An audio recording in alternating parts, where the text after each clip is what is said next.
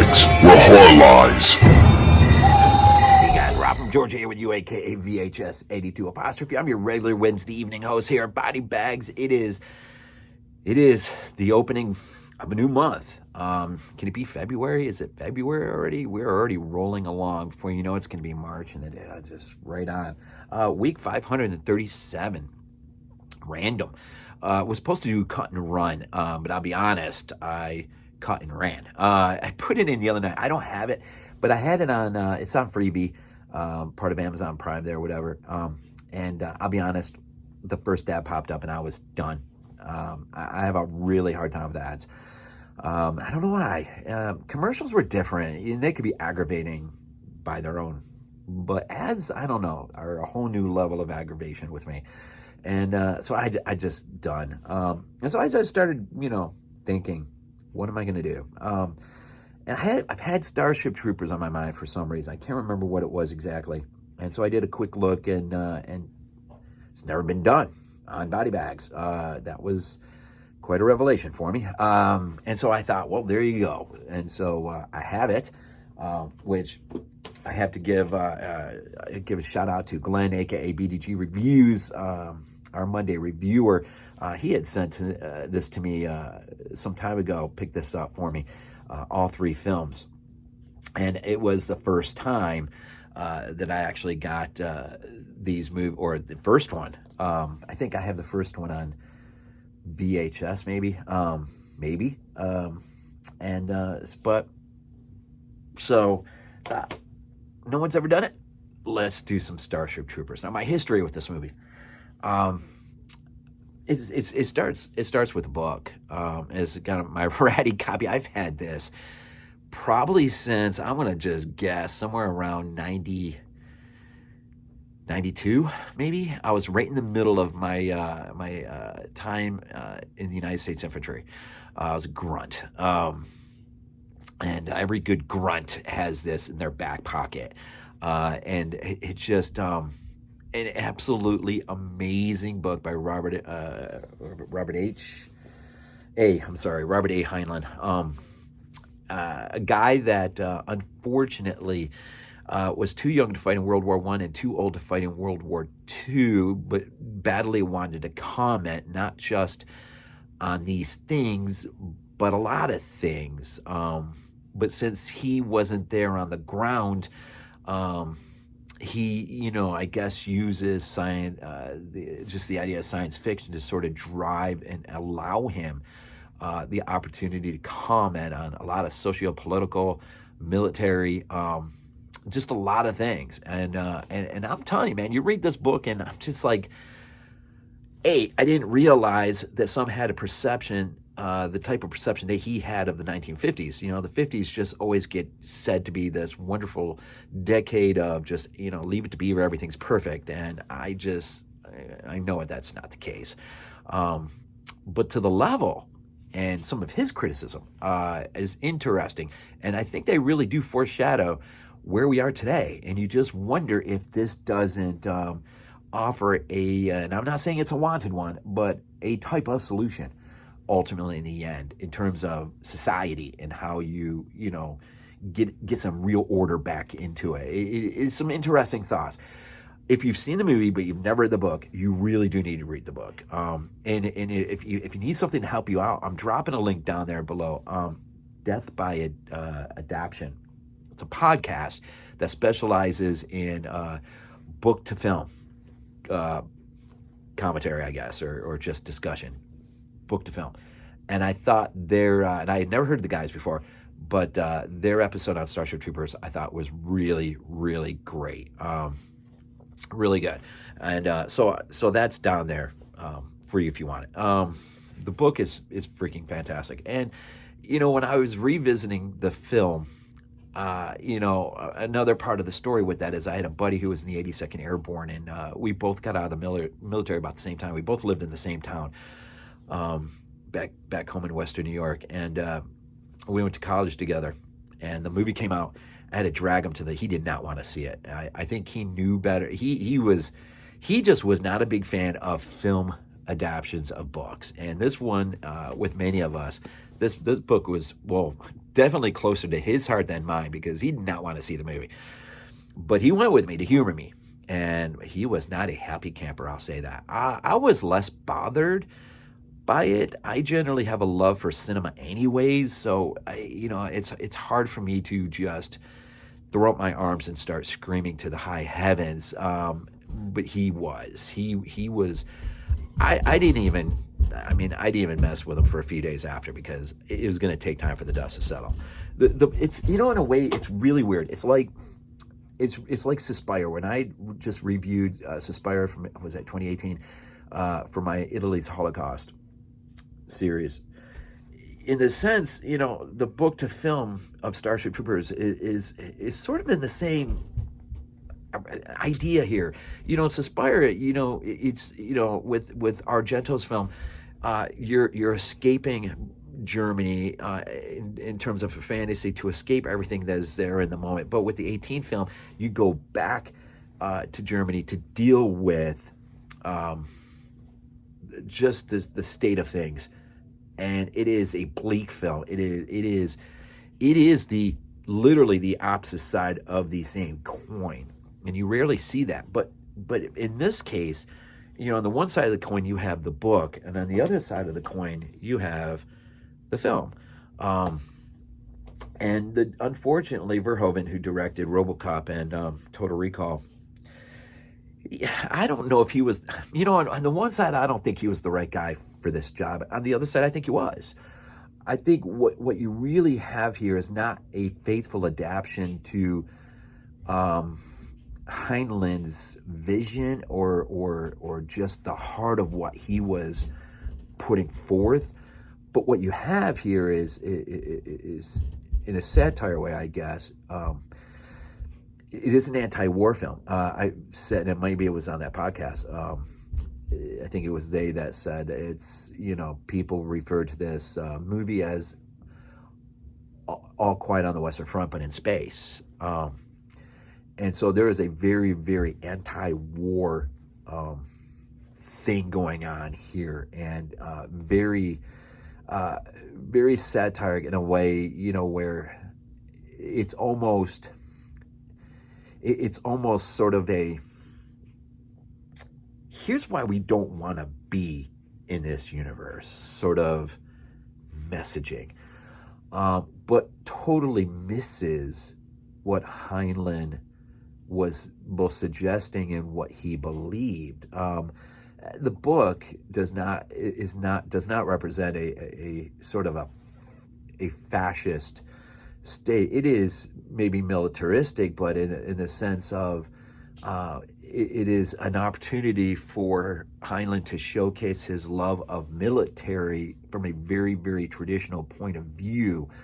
Now, to Verhoeven's credit, he grew up in the Netherlands underneath, the Nazis were there, and so he's seen it firsthand, and so his reaction or comment to Heinlein's book, which he didn't even read. I mean, I think he read like one or two chapters, and just had the guy who ultimately wrote the script for the movie be sort of his guide, and which is, in a sense, it's unfortunate. In a sense, though, it's not, because what we really have here is a film, I think, that is extremely relevant in not so different ways than, say, -1 was this year, Oppenheimer was this year. We've got some loons, man, who have their hands seemingly on the levers of power.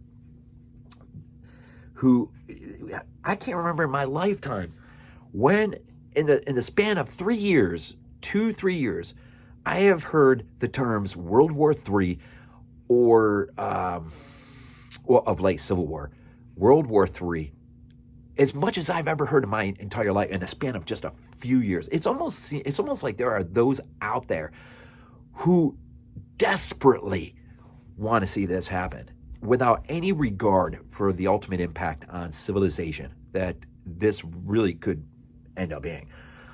This is there's a great scene in the movie where where there is a commercial of a cow that is about to be ripped up by one of these arachnids, these alien creatures, the bugs. In the book, they're called skinnies, right? And it's sort of got this big block sensor on it, and yet in the very next commercial is I think it was a Mormon outpost on one of these planets. They didn't know there was a colony of these bugs living, and so but they have no problem showing the complete aftermath of just torn up bodies to shreds, just gore all over the place, and it's just how he shows things. It is the brutality. It's the side of war that we rarely ever want to talk about, and that is just the absolutely disgusting nature of what happens. There's a great scene in the movie where Johnny Rico and so if you're totally unfamiliar, basically what you got here is a world in the movie, a world fashioned by a near brink of ruin by. As the book had, I mean, the forces of democracy and social engineering literally bring the world to the brink of ruin, and out of that is a restructuring in a I guess it could be perceived as somewhat of a militaristic. You have to, if you want to be a citizen. You want to have the right, the privilege to vote. Well, then you got to be in the service. You got to be in the military. If you just want the comfort of living life protected, but you give up the right to vote. Well, then you don't have to go into military service. You can just live as a regular person, right? And so there's this world that is fashioned out of a near collapse, and it now faces an exterior threat, and that is this species of bugs, these bugs that ultimately pose a real threat to Earth's existence. And they have no choice after Buenos Aires is literally removed from the map. They send military forces out to wipe out this planet. But of course, as if anything in life, it's not as simple as it is going to be. You got a core character, actors, Casper Dien as Johnny Rico, of course, Denise Richards as Carmen, Neil Patrick Harris, Doogie, right? Carl in this thing. Jake Busey is Clancy Brown's in this mess. Michael Ironside is Rasczak. Of course, in the book is Du Bois, I think, is a professor of philosophy and history, moral philosophy and history. In the movie, it's Rasczak is the teacher in question who Johnny Rico is influenced by. And it's interesting. So Johnny Rico decides, because the girl he is absolutely infatuated with, Carmen, is her and Carl both are going into military service. And so Johnny wants to follow after, even though his parents do not want him to go at all, period. And he does anyways. Ultimately, though, it's the reason he goes after sort of falls apart. Carmen becomes a pilot. And so she decides to kind of end the relationship, and then he's involved in a horrific accident, which sees him actually get lashed, and then ultimately he decides he's going to leave, but then Buenos Aires is taken off, and that's where he's from, and his parents are both dead, and so he is able to change course, change his mind, and there follow the arc of Providence in terms of his character and how it evolves over the course of the film. In the book, his dad survives, and mom is killed.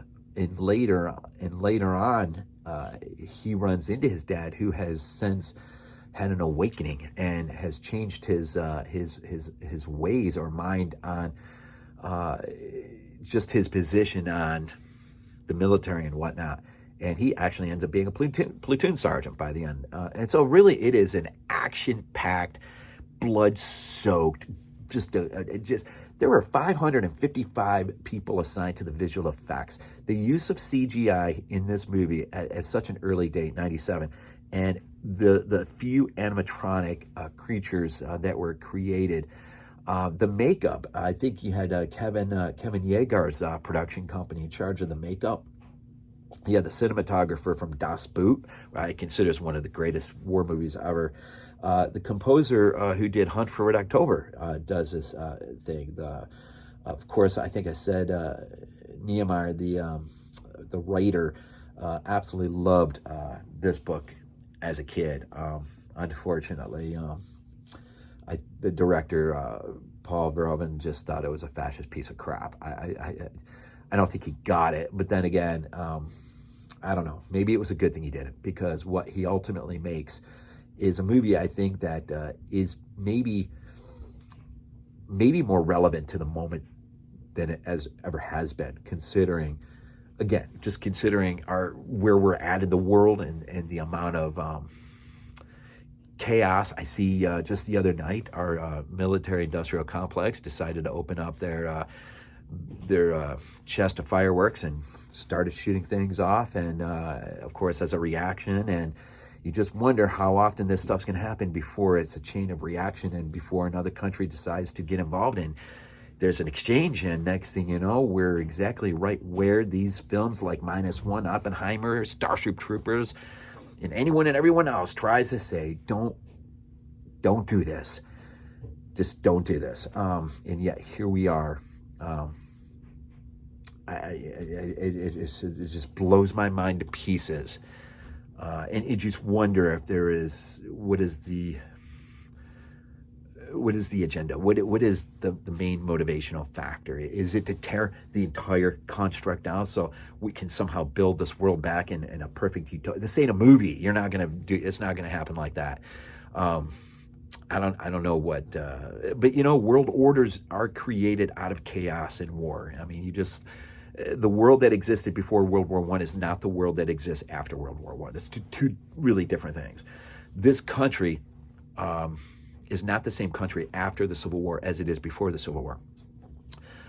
A type of more controlled order usually grows out of massive catastrophes like this. And so it just seems like we are really flirting with one right now. I